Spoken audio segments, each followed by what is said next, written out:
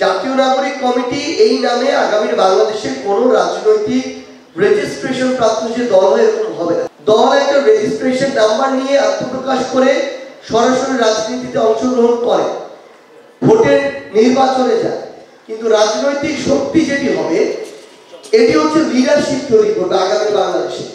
আমি যখন কোনো একটা প্রতিষ্ঠানকে আমার কবজায় চাইবো এবং আমি যেটা বলবো ওইটাই হতে হবে, তখন সবার আগে ওই প্রতিষ্ঠানের আমার লিডারশিপটাকে ধ্বংস করতে হবে।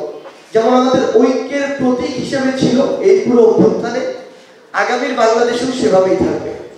জাতীয় নাগরিক কমিটি এটা কোনো রাজনৈতিক দল হবে না।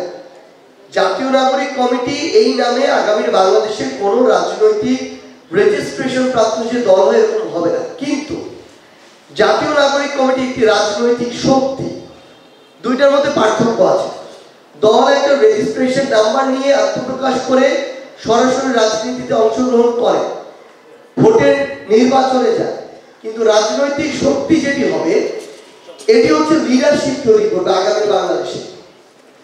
লিডারশিপ হতে পারে পলিটিক্যাল লিডারশিপ, হতে পারে অর্গানাইজেশনাল লিডারশিপ, হতে পারে ভলান্টিয়ারিং লিডারশিপ।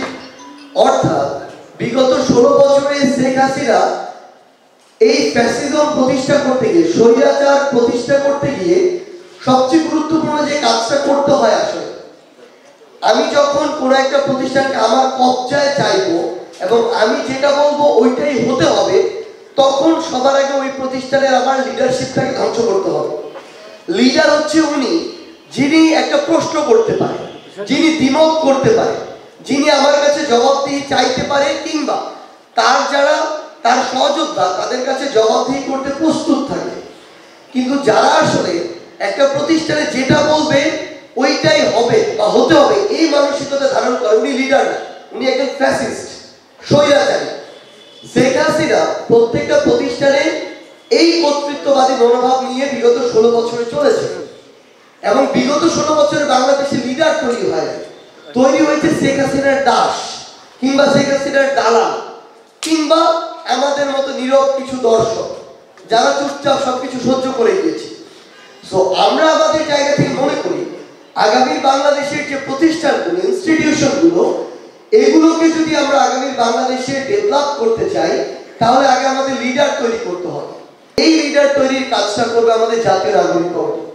পাশাপাশি এই প্ল্যাটফর্মটা একটা প্রেসার গ্রুপ হিসেবে কাজ করবে আগামীর বাংলাদেশে, শুধুমাত্র এই অন্তর্বর্তীকালীন সরকারের জন্য নয়, এরপরে যে সরকার আসবে তার জন্য নয়, এটা আগামী বাংলাদেশে। আমরা আমাদের জায়গা থেকে মনে করছি যে শেখ হাসিনা বিগত 16 বছরে বাংলাদেশের উন্নতি দেখিয়েছে কিছু অবকাঠামো দিয়ে, মেট্রো রেল, পদ্মা সেতু, এক্সপ্রেসওয়ে, কর্ণফুলী টানেল, এগুলো দিয়ে। কিন্তু একটা দেশের উন্নতি কখনো কয়েকটা অবকাঠামো দিয়ে হতে পারে না।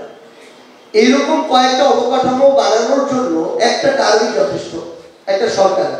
কিন্তু বিগত 3 থেকে 4টি টার্মে যে জিনিসটি হয়েছে, এই অবকাঠামোগুলোকে চোখের সামনে দেওয়া হয়েছে, মানুষ এগুলো দেখে এবং এগুলোকে সামনে দিয়ে ভিতরে ভিতরে যত রকম অপকর্ম করা যায়, দুর্নীতি করা যায়, লুটপাট করা যায়, অর্থ পাচার করা যায়, সেগুলো করা হয়েছে। আপনি দেখেন পদ্মা সেতু করতে প্রায় খরচ করেছে 30 থেকে 35 হাজার কোটি টাকা। আবার পদ্মার যে রেলওয়ে প্রকল্প, যেটা ঢাকা থেকে খুলনা পর্যন্ত, যশোর বেনাপোল সাইড পর্যন্ত নিয়ে গিয়েছে, এই রেলওয়ে প্রকল্পের জন্য খরচ করেছে 40,000 কোটি টাকা। সো এই দুইটা প্রকল্পে শেখ হাসিনা শুধু একটা রাস্তা আর একটা রেলের জন্যই, যেটা ঢাকা থেকে খুলনামুখী, খরচ করেছে 70,000 কোটি টাকা। সবচেয়ে গুরুত্বপূর্ণ প্রশ্ন হচ্ছে, আমরা এটাতে আমি দ্বিমত করি না যে পদ্মা সেতুটা কেন করেছে, এটা খুবই প্রয়োজন ছিল। ওই অঞ্চলের মানুষের যে ভোগান্তি, এটা আমি কয়েকবার ফেরিতে গিয়ে কিংবা স্টিমারে বা লঞ্চে গিয়ে আমি দেখেছি যে কি লেভেলের ভোগান্তি। সো এটা খুব বেশি প্রয়োজন ছিল, সেটা সমস্যা। সমস্যা হচ্ছে এরকম একটা গুরুত্বপূর্ণ অবকাঠামোকে উসিলা করে কেউ যখন একটা লুটপাটের সাম্রাজ্য চালায়, তখন সেটা বৃহৎ অর্থে দেশের জন্য সমস্যা। যেই প্রকল্প আমার 20,000 কোটি টাকায় হয়ে যেত, সেই প্রকল্প বিভিন্নভাবে চুরি, বাটপারি, লুটপাট, সিন্ডিকেট, স্বজনপ্রীতি, পরিবারকে টেন্ডার দেয়া, এইরকম করে যখন 35,000 কোটি টাকা গিয়ে ঠেকানো হয়, সেটা একটা দেশের জন্য সমস্যা।